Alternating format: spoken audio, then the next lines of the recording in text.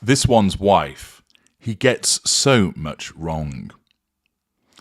This one's wife has attempted to assert control and draw fuel from various members of the royal family and the public at large as a consequence of her instructions to Omid Scobie for him to smear members of the royal family with various pieces of bullshit that have appeared in his publication, Endgame.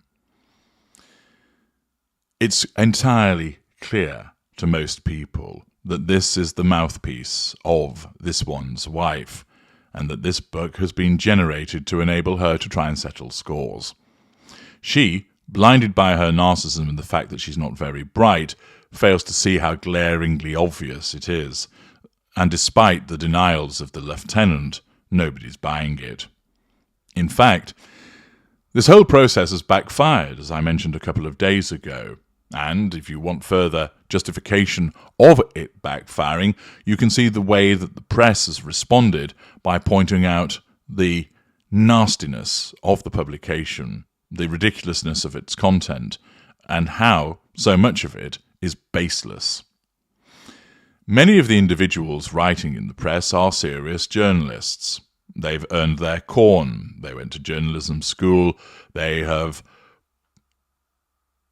ploughed their way through many years of reporting, of pursuing stories, of writing opinion pieces, of undertaking investigative work, etc. And they've earned their corn. They're not some lightweight Johnny-come-lately in the way that Omid Scobie has behaved. And that clearly irks many of the journalists and has motivated them to want to demonstrate what a lightweight liar Scobie is. Camilla Tominey, who writes in the Telegraph, states, sadly, getting both sides of any story has never been Omid Scobie's forte. Perhaps the most amusing thing about Endgame is how much this fearless journalist gets wrong in his tireless pursuit of this one's wife's truth. Just as I have always admired the seamless way the Duchess of Sussex's truth has sometimes clashed with fact, so too do I have a grudging respect for Omid Scobie. Lest we forget, this is a man who spent a decade raking over celebrities' private lives for Us Weekly, only to brazenly tweet in 2021, "Privacy means freedom from unauthorized intrusion. It is the right to choose what you share with others. And what you don't. That's it." At the time, such outbursts left journalists like me in disbelief. Wasn't this the guy whose entire career was built on analysing snatched paparazzi images of the rich and famous? Imagine our incredulity when Scobie launched into repeated attacks on the very royal press pack he followed around like a puppy. I saw, with my own eyes, how he tried to muscle in on the rota system in a bid to gain access to the very members of the royal family. He now seeks to trash in his second book, Endgame, which hit bookshelves on Tuesday. You have to admire the brass neck of the bloke, you really do. I remember one incident on a royal tour when he was literally begging me to tell him the sources of my various royal scoops, and to think he's now so reluctant to discuss his own, demonstrating, of course, the hypocrisy of Omid Scobie. Who on earth could they be, I wonder, asks Tominey. Perhaps the most amusing thing about Endgame is how much this fearless journalist gets wrong in his tireless pursuit of this one's wife's truth. As my colleague Hannah Furness, back from maternity leave as royal editor, points out, the world was not told about the late Queen Elizabeth II's death at 6:10 p.m, but at 6:30 p.m. The funeral on September the 19th, 2022 was that of the Queen, not Prince Philip. Palace aides were racking their brains to remember the 5 private secretaries who have come and gone from the Duchess of Cambridge's office. There have actually been 3. And contrary to the claim you'd be unlikely to read about it in any British newspaper, the Telegraph reported on exactly that staffing issue last week. Just a smattering of examples of how Scobie gets it wrong. Hey, but why let facts get in the way of a good story? In one passage, I am described as the Telegraph's royal editor, which I'm not and never have been.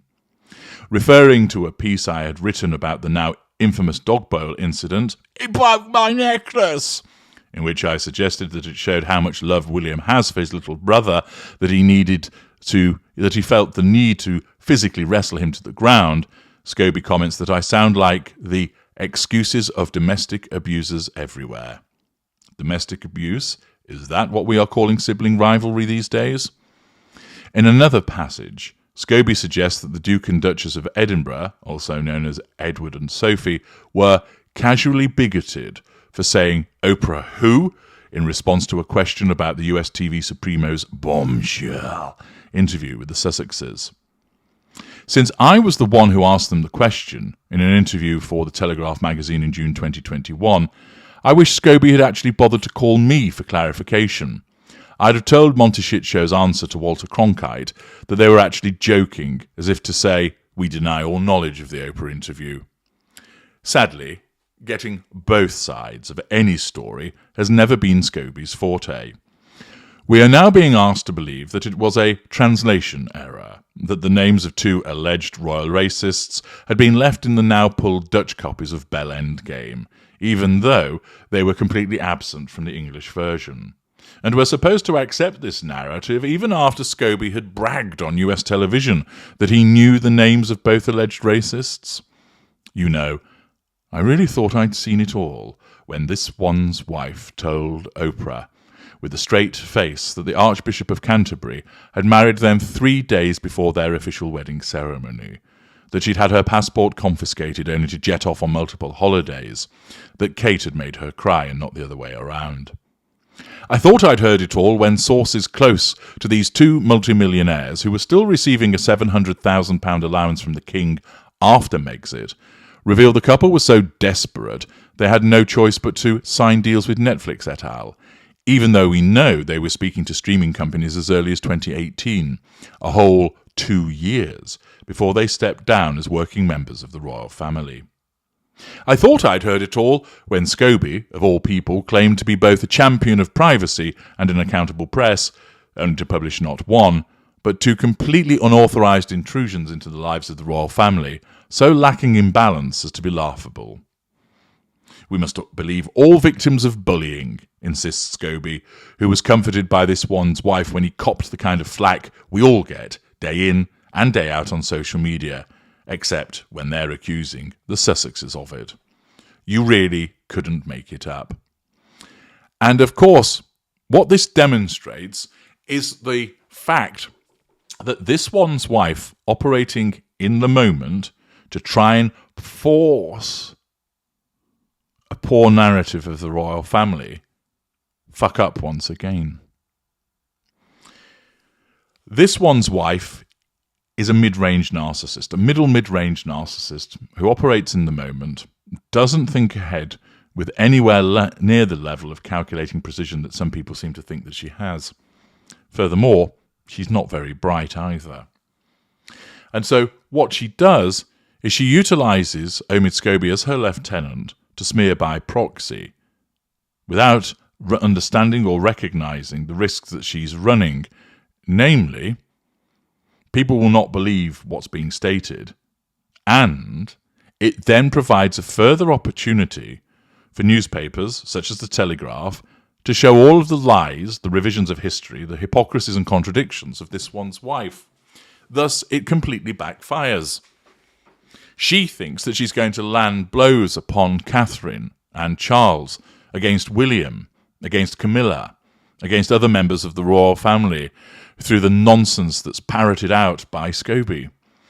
But all that happens is that people, because they've got brains, say that doesn't make sense, that doesn't add up. And of course, what she fails to have regard to is that she is known as an habitual liar. Therefore, whatever is pumped out on her behalf goes through analysis by people and invariably is looked at with complete cynicism. Not only that, because she isn't that sophisticated, the porcupines that are told are easily disprovable, and thus all that happens is that she just cements her reputation as somebody who tells fibs. She cements her reputation as a liar. She thinks, oh, they'll buy it because it's not me actually saying it. It's Omid Scobie who's saying it. And Omid's been saying that we're not friends, and there's been no direct contact between us. Therefore, everybody's going to accept that, and therefore they will believe what is being said about the royal family. It really does show the type of simpleton that she is. But not only does the attempt to smear fail, it then blows up, because by way of retaliation, so many publications point out all of the things that she's done before, providing everybody with a useful refresher course as to her own mendacious behaviours. Omid Scobie gets so much wrong in this publication, and this one's wife gets so much wrong in her attempts to smear. I'm HG Tudor. Thank you for listening.